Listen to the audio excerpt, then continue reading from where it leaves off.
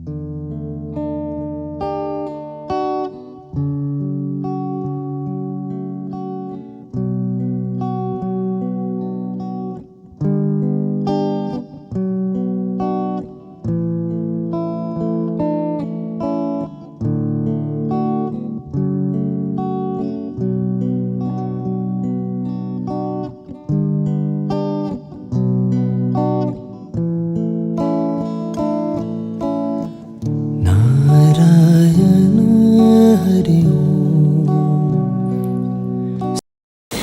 जो भक्ति मार्ग है, भक्ति का अर्थ क्या होता है? भक्ति का मतलब रहता है कि एक भगवान है और एक माने भक्त है, वो विभिन्न प्रकार से भगवान की आराधना करता है। तो इसमें आराधना करने का अर्थ क्या होता है कि उनकी प्रसन्नता के लिए सब कुछ करता है। तो भगवान की प्रसन्नता के लिए क्या क्या करता है, उसको 5 भागों में विभक्त कर दिया है शास्त्रों में। पहला एक भाव लिया है दास्य भाव, दूसरा एक भाव है सख्य भाव। मैं धीरे धीरे थोड़ा थोड़ा इनको एक्सप्लेन करूंगा। पहला हुआ दास्य भाव, दूसरा हुआ सख्य भाव, तीसरा हुआ मधुर भाव, और चौथा हुआ वात्सल्य भाव, और 5वां हुआ शांत भाव। ये जो भगवान के साथ जो अपने संबंध है, एक तरह से वो 5 प्रकार के संबंध हम डेवलप कर सकते हैं। मैंने कोई सा भी ले लो, उसमें कुछ फर्क नहीं पड़ता। तो पहला, क्योंकि भक्ति का मैंने कहा भगवान की प्रसन्नता के लिए जो भाव हम अपनाते हैं उसको भक्ति कहते हैं। भगवान को प्रसन्न करना ही हमारा उद्देश्य है। तो ऐसा तो मुझे स्मरण आ रहा है कि यहाँ ओंकारेश्वर में एक बालक आ गया उत्तर प्रदेश से, उसको पढ़ना लिखना नहीं आता। अब कई बार रहता है कि पढ़ना लिखना नहीं आता तो क्या करेगा भगवान की प्रसन्नता के लिए, उसको तो आ ऊ भी नहीं आता है। तो महाराज के पास गया कि महाराज मुझे भी भक्ति करनी है, मैं क्या करूं। महाराज भी एक उच्च कोटि के महापुरुष थे, तो उन्होंने कहा तुम एक काम करो, तुम ये जो साधु लोग यहाँ ठहरे हुए हैं, साधना कर रहे हैं, तुम इनकी सेवा में लग जाओ। सामान्यतः ये भक्ति नहीं होती, बल्कि उल्टे अर्थों में ले लेगा, क्या ये सेवा में लगा रहे हैं। बोले क्या सेवा करें हम? बोले देखो यहाँ पे जो वॉशरूम वगैरह हैं इनमें पानी की व्यवस्था नहीं है, नर्मदा जी से लाना पड़ता है। तुम ऐसा करना कि पानी नर्मदा से खींच के माने कंधे पे ढो के यहाँ लाना, बस इतना ही करते रहना, भगवान का भजन करना और ये करते रहना। तो ये बालक क्योंकि सरल है, आध्यात्मिक जीवन में एक सरलता बहुत बड़ा गुण है। भगवान बार बार कहते हैं, रामकृष्ण देव कहते हैं कि पिछले जन्मों की जो तपस्या या पुण्य जिसके जीवन में होते हैं वो व्यक्ति सरल होता है। नहीं तो क्या है, सहजता से शास्त्रों की बात आदमी मानता नहीं, कुछ न कुछ तर्क लगाएगा, लॉजिक लगाएगा, ऐसा नहीं ऐसा नहीं। सोच सकते थे कि महाराज को तो अपना काम करवाना है, बोले नहीं। इस बालक ने सही मान लिया कि ठीक है महाराज, बस तो कनस्तर बांध लिए एक डंडे पे और पानी ढोते। इसलिए धीरे धीरे करता गया, चित्त शुद्ध होता गया, भक्ति करता गया। महाराज कहते थे एक काल ऐसा आया कि वो चौपाई दूसरे लोग पढ़ते थे उसको याद हो जाती थी, वो तो रामायण मुखस्त हो गई है, बिना पढ़े व्यक्ति को रामायण मुखस्त। नर्मदा जी से बात करता है घंटों घंटों बैठ बैठ के, जैसे बिल्कुल माँ बेटे का संवाद चल रहा है। और वो 12 साल तक उन्होंने यहाँ तप किया, उस तरह से साधना की। उसके बाद अचानक कहता है कि महाराज अब मैं गंगा किनारे जाता हूँ। और वहाँ गंगा किनारे जाके 6 महीने में उसने शरीर छोड़ दिया। शास्त्र क्या कहते हैं, तप कुर्यात जाह्नवी तीरे, नर्मदा तीरे तप कुर्यात। तपस्या कहाँ करनी है? नर्मदा किनारे में।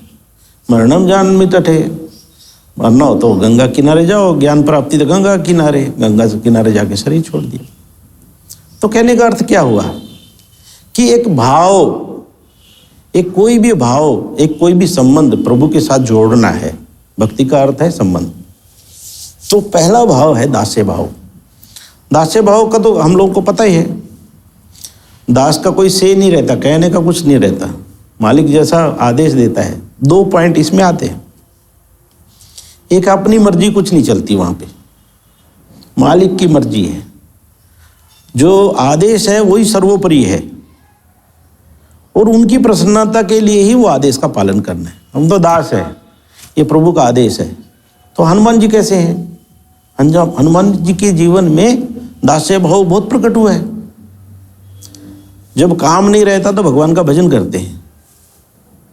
और इसमें सबसे बड़ी बात है कर्ता का अभाव। दास यदि कहने लगे कि मैंने ये किया, मैंने ये किया, तो फिर ये दास नहीं हुआ, एक्चुअली वो भक्ति नहीं हुई। दास अपने आप को नष्ट कर डालता है, मैं करता ही नहीं। वो कहता है कि नहीं, प्रभु ही करने वाले हैं, और सारा प्रयास एक ही है, प्रभु की प्रसन्नता के लिए मैं क्या करूं। तो हनुमान जी का जीवन है उसका ज्वलंत उदाहरण। वहां पे क्या दिखाई देता है कि जब कहते लक्ष्मण मूर्छित हो गए, वैद्यों को ले आओ, तो पूरा घर समेत ले आता है। साधारण यदि दास नहीं होता या भक्त नहीं होता तो 4 बहाने मिलाता है, घर देखा नहीं है, कहाँ रहते हैं, कौन है, समझ नहीं आ रहा है। नहीं, फिर बुद्धिमान है। दास ऐसा भी नहीं होना चाहिए कि उल्टा पुल्टा काम कर दे। कई बार रहते हैं, मैं ना एक नौकर था, तो किसी ने कहा कि तुमको गाड़ी साफ करनी आती है? बोला हाँ आती है। बोला कर दो, गाड़ी साफ कर दो। नौकर चालाक है। चालाक मैंने कितना चालाक? बहुत चालाक है। तो गाड़ी साफ करने के लिए बोलता, गाड़ी साफ कर दिया। मालिक ने जाके देखा, ये तो जब तक साफ नहीं थे किया था तब तो अच्छी दिख रही थी, अभी तो उससे भी खराब दिख रही है। क्यों? जब धूल पड़ी हुई थी, एक तरह की धूल पड़ी थी ना, सब जगह बराबर धूल थी, इसने तो पोछा लगा दिया उसके ऊपर ऐसा, तो वो पूरी गाड़ी खराब हो गई। तो ये इससे वो प्रसन्न होगा क्या? मतलब प्रश्न दुखी हो जाएगा। तो प्रभु की प्रसन्नता के लिए क्या करना पड़ेगा? सब काम प्रभु की प्रसन्नता के लिए है, कभी ना नहीं। भरत जी का भाव ऐसा ही है। भरत का प्रेम मैं कितनी बार बोल चुका हूं। भगवान की प्रसन्नता के लिए ही करता रहता है, थकते नहीं। बोले थके तो भगवान थके, हम तो कठपुतली हैं, कठपुतली थकती नहीं, नचाने वाला थकता है। तो ये दास्य भाव, एक संबंध ऐसा है कि ये मेरे परमेश्वर हैं, ये मेरे मालिक हैं, मैं इनका दास हूँ, और इनके आदेश का पालन ही मेरे लिए सर्वोपरि है। ये सुंदर भाव है। लाटू महाराज के जीवन में भी कभी कभी प्रकट हुआ। लाटू महाराज ठाकुर की बातों को काटते नहीं थे, जैसा बोल दिया फाइनल। एक बार संध्या समय सो रहे थे, एक बार बोल दिया ठाकुर जी ने कि अरे लाटू संध्या समय सोएगा तो भजन कब करेगा। जीवन भर नहीं सोए, रात में कभी नहीं सोए। दिन में जितना सो लिए, रात में सोते नहीं थे। ये भाव कि जो प्रभु का आदेश है वो मानना पड़ेगा। दूसरा है सख्य भाव। एक जरूरी नहीं है सब लोग दास होकर रहें, मित्र भी बना लेते हैं भगवान को सखा। ये मिस मैक्लाउड स्वामी जी को गुरु नहीं मानती थी, बोले नहीं वो मेरे मित्र हैं, इसलिए जूते पहन के उनके कमरे में चली जाती थी। मित्र है ना, तो मित्र के लिए तो ऐसा इस तरह का सम्मान दिखाने की जरूरत नहीं है। तो ऐसे ही सब समय वो उनका एक ही भाव था, ये मेरे मित्र हैं। अर्जुन का भाव जो था भगवान के प्रति मित्रता का भाव था। मित्रता में क्या होता है कि आदमी अपने हृदय को मित्र के सामने खोल सकता है, सारी बातें बता सकता है, अपने दुख की, सुख की, है ना, सारी बातें, और फिर आपस में सलाह भी कर सकता है, बात कर सकता है। ये मित्र का भाव बहुत बहुत ही बढ़िया, एक सुंदर भाव है। और तीसरा है वात्सल्य भाव। वात्सल्य भाव होता है कि हम भगवान को अपनी संतान के रूप में देखें। ये बहुत लोगों का भाव है। मैं एक बार अमरकंटक गया हुआ था, तो एक महात्मा वहां पे आए, तो यंग मैन, ऐसा सन्यासी, और उनके पास छोटे बाल गोपाल की मूर्ति है ना। तो आए, तो मैं और महाराज थे वहाँ पे। तो हम देख रहे हैं कि वो गोद में वो बालक को बिठाए हुए हैं, मूर्ति को, ऐसा बच्चा उनका जैसा लगता है, छोटा बालक, और हम लोगों से बात कर रहे हैं, सामान्य जैसे बात करते हैं, और बीच बीच में उनसे भी बात करते चले जा रहे हैं कि जगह अच्छी लग रही है तुमको, तुम खाना यहीं खाओगे क्या, प्रसाद पाओगे क्या, भूख लगी है क्या, बिल्कुल बच्चे जैसे, है ना। और फिर ऐसा एक भाव, अच्छा घूमना चाहते हो चलो बगीचा दिखा देते हैं, बगीचा दिखाने लग गए, फिर आके बात कर रहे। माने ऐसा है कि वो उनको निर्देशित कर रहे हैं, बालक जो है जिद कर रहा है कि बगीचा देखूंगा। बहुत कठिन है ये भाव डेवलप करना, लेकिन ये बहुत बड़ी साधना है। ठाकुर जी के पास जटाधारी आए थे, तो जटाधारी का भाव यही था ना, उनके पास छोटे गोपाल थे, तो जब गोपाल थे तो सब समय खाना जो बनाते थे गोपाल को भोग लगाते थे, गोपाल के बिना रहते नहीं थे सब समय। माने कितना एक सुंदर भाव है कि भगवान सब समय है। सवेरे उठे तो पहले भगवान को भी उठा रहे हैं, चलो उठ जाओ समय हो गया। एक दिव्य भाव है, प्रेम का भाव। तो उठाया, उनको स्नान कराया, घुमाने चले गए, भोजन कराया। ये सारी बातें माने हम लोगों को जिनके हृदय में ऐसा भाव, ऐसा प्रेम डेवलप नहीं हुआ है, उनको ये कहानियाँ लगती हैं। लेकिन जटाधारी का जो गोपाल था, जो भाव था, बाद में देखा ना जब ठाकुर जी के पास लेके आए गोपाल को, तो ठाकुर जी तो उसमें माने गोपाल को ही देखेंगे साक्षात। जब उन्होंने गोपाल को साक्षात देखा तो गोपाल चला आया ठाकुर जी के पास, और बाद में तो जटाधारी को छोड़ के ठाकुर जी के पास घूमते थे।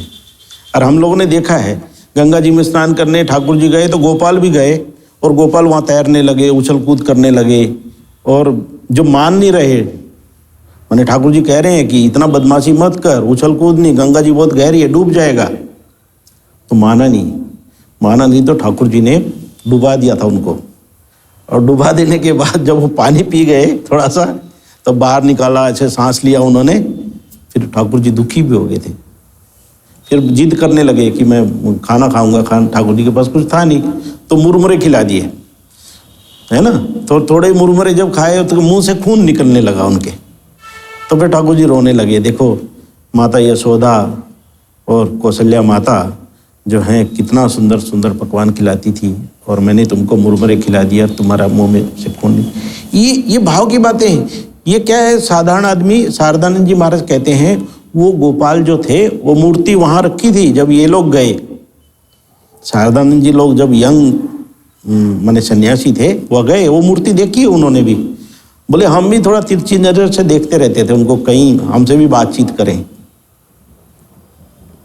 तो कहने का अर्थ है कि जिसमें ये दिव्य भाव प्रकट हो गया है, तो प्रकट होने के बाद ऐसा तो नहीं एक दिन में प्रकट हुआ, पहले जो भी भाव है आरोपित करने पड़ते हैं, है ना।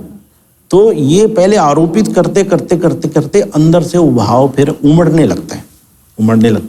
पहले हम पिक्चर देखते हैं ना, पिक्चर देखने के बाद फिर वो सत्य लगने लगता है कि नहीं ये बात कर रहे हैं, स्वामी जी कहते हैं बात ऐसे बाहर से आके कोई बात नहीं करता, बात अंदर से ही होती है।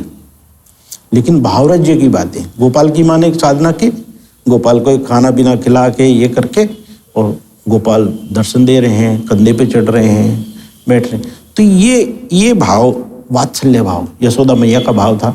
यशोदा मैया कभी कभी जान जाती थी कि भगवान है, लेकिन फिर ऐसा भाव आता था कि नहीं ये तो हमारे बेटे हैं, चिंता होने लगती थी कि क्या होगा फिर। ये एक भाव। तीसरा है, चौथा है मधुर भाव। मधुर भाव का अर्थ है कि भगवान को पति के रूप में स्वीकार करना। ऐसी भी एक साधना है कि एक नाता जोड़ा है कि ये मेरे पति है। मीराबाई कहती हैं कि हाँ सारे संसार में कोई पुरुष है ही नहीं, बस सीधा डिक्लेयर किया, बोले नहीं मैं मानती ही नहीं यहाँ जगत में कोई पुरुष है, एकमात्र पुरुष कौन है, भगवान कृष्ण है, और वही मेरे पति हैं, है ना। तो मीरा का भाव कैसा है कि पति की प्रसन्नता के लिए सब कुछ कर देना। और यदि मैं तो कहता हूँ कई बार ये हम सोचते हैं ऐसा भाव, ये यदि इन सब भावों को, जो भी हमने 4 भाव जो यहाँ पे उल्लेखित किए हैं, माने चाहे वो दास्य भाव हो, चाहे सख्य भाव हो, वात्सल्य भाव हो, मधुर भाव हो, इन भावों को यदि हम घर में भी आरोपित करें तो तब भी नैया पार लग सकती है। ऐसा नहीं है कि खाली घर में भी तो वही लोग हैं, पति भी हैं, पुत्र भी हैं और मित्र भी हैं, आपस में सारे तो हैं भाव। लेकिन यदि इन भाव में हम दिव्यता ला दें, हमारा जीवन भी शुद्ध हो जाएगा और जीवन शुद्ध हो जाएगा और धीरे धीरे हम आध्यात्मिक जीवन में आगे बढ़ेंगे। और एक पांचवा भाव है, पांचवें भाव का नाम है शांत भाव। ये शांत भाव थोड़ा सा वेदांतिक टाइप का है। कैसा है कि वो विश्लेषण करता है, मैं कौन हूँ, ये प्रश्न उठाता है, वो विश्लेषण करता है, मैं कौन हूँ, इस जगत का कोई संचालक है क्या, या अपने आप ही। जैसे मान लो हमारे मन में आए, तो हम तो बड़े हो गए, हमको तो पता है कि ट्यूबलाइट बिजली से जलती है। छोटा बच्चा देखे यदि ट्यूबलाइट कैसे जल रही है, कौन इसको जला रहा है, कौन सी एक शक्ति है जिससे ये प्रकाश दे रही है, या पंखा घूम रहा है, या माइक आवाज़ दे रहा है। तो ये विश्लेषण जब करता है तो फिर क्या करता है, वो किसी से पूछने जाता है। अपनी जानकारी में नहीं आ रहा है तो पूछने जाते हैं, तो गुरु के पास जाके पूछता है, या अपने पिता को पूछता है, और किसी से पूछता है, टीचर से पूछता है, अच्छा ये ट्यूबलाइट कौन जला रहा है? तो कहते कि बेटा ये बिजली जला रही है। तो बिजली क्या है? एक तार उसको पकड़ में आता है, एक सूत्र पकड़ में आता है कि कहाँ से होके ये सारा का सारा चलता है। तो फिर वो कहते हैं कि अच्छा बिजली क्या है? बिजली को दिखा नहीं सकते। बोले बेटा ये पढ़ाई करनी पड़ेगी, बिजली के बारे में जानना पड़ेगा, बिजली का फ्लो कैसा होता है, पैदा कैसे होती है। ये ऊर्जा है, शक्ति है, और ये शक्ति का ही सारा खेल है। यही ऊर्जा फिर वो अपने ऊपर अप्लाई करता है कि अच्छा मेरा शरीर भी तो ऐसे ही चलता है। जिस प्रकार बिजली से ट्यूबलाइट जलती है, पंखा चलता है, इसी प्रकार मेरे शरीर में भी तो ऊर्जा कहाँ से आ रही है ना। लोग कह देंगे खाना खाने से आ रही है, खाना खाने से नहीं। जब तक चैतन्य का प्रकाश अंदर ना हो, चैतन्य की शक्ति ना हो, ये खाना पीना भी तो काम नहीं करेगा। ये तो डाइजेस्ट होकर उसमें से ऊर्जा बना रही। लेकिन मेन कहाँ सूत्र में चला गया?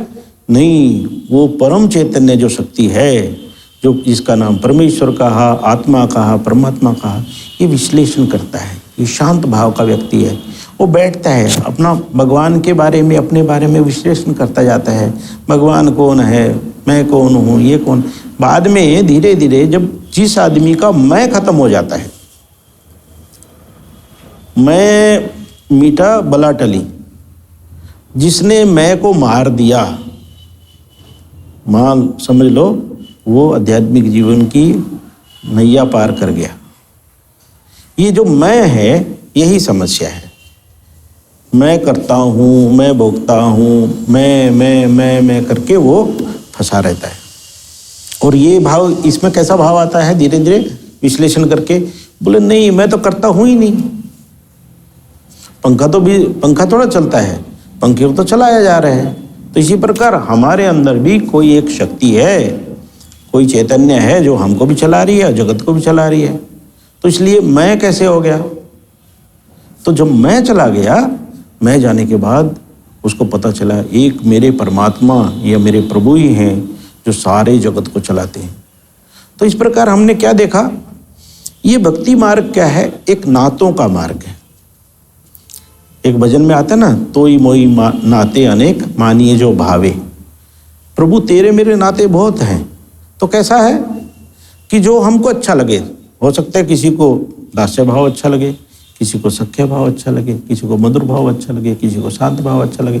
जो भी अच्छा लगे, जो भी पसंद का हो, वो भाव जोड़ के अपना अहंकार मिटा दें और प्रभु को ही कर्ता मान लें। बोले और कोई दुनिया में करता नहीं है, वही करता है। और जब वही करता है, वही भोगता भी है। तो हमारा झंझट खत्म हुआ और धीरे धीरे आपको जीवन में शांति और आनंद आने लगा। तो ये एक भाव की चर्चा हमने ये कर ली। बाद में धीरे धीरे अपन क्या करेंगे? कर्म योग थोड़ा सा देख लेंगे, है ना, ज्ञान योग थोड़ा और राजयोग। ओम शांति शांति शांति। हरि ओम तत्सत। श्री राम कृष्णार्पणमस्तु।